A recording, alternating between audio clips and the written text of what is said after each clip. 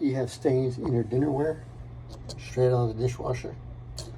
Well, what causes this is rust in your baskets. Sometimes the little coating on the basket is chipped, torn, cut. So here's what you gotta do. Get yourself some liquid tape,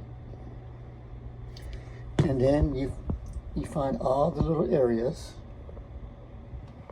on your basket, even down here where you see the coating crack, bare metal. You actually see a little bit of rust.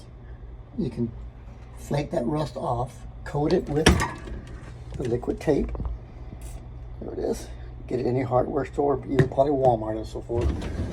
And just look around your basket. Pull it out, look around. Any little thing you see, if it's a small cut and there's no metal protruding, coat it. It works great. And yeah, of course, once in a while, the stains do come back. And then you take your basket out and look for new areas where the coating is coming off, or even recoat the existing black coating you put on there. And this will eliminate your dinnerware from having stains on it.